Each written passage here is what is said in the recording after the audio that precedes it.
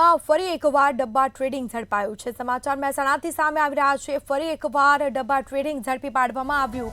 વળતર આપવાની લાલચ આપી અને લોકો સાથે ઠગાઈ કરી હતી, જેમાં 2 સ્થળેથી ગેરકાયદેસર શેર બજારનું ડબ્બા ટ્રેડિંગ ઝડપી પાડવામાં આવ્યું છે અને કાયદેસરની કાર્યવાહી હાથ ધરવામાં આવી છે।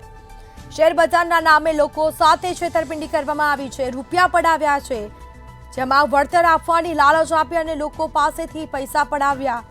2 સ્થળેથી 86.15 લાખ બેંક વ્યવહાર ઝડપી પાડવામાં આવ્યા છે।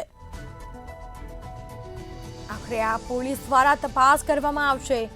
વળતર આપવાની લાલચ આપી અને લોકો સાથે ઠગાઈ કરતા હતા, આખરે ઝડપી પાડવામાં આવ્યા છે। અને બીજી તરફ શેર બજારના નામે લોકો સાથે છેતરપિંડી કરી અને પૈસા પડાવતા હતા। 2 સ્થળેથી ગેરકાયદેસર શેર બજારનું ડબ્બા ટ્રેડિંગ ઝડપી પાડવામાં આવ્યું છે।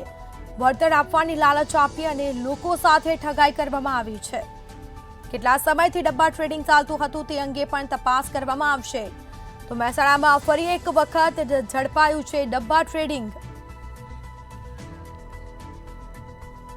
વધુ વિગતો સાથે સંવાદદાતા અલ્પેશ પટેલ ફોન લાઈન પર જોડાઈ ગયા છે। જી, મહેસાણામાં ફરી એક વખત ડબ્બા ટ્રેડિંગ ઝડપી પાડવામાં આવ્યું છે, શું છે સમગ્ર મામલો?